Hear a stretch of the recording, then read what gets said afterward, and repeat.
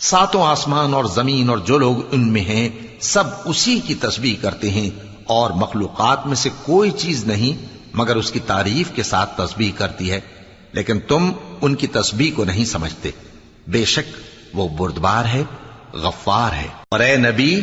جب تم قرآن پڑھا کرتے ہو تو ہم تم میں اور ان لوگوں میں جو آخرت پر ایمان نہیں رکھتے چھپا ہوا پردہ یعنی حجاب ڈال دیتے ہیں،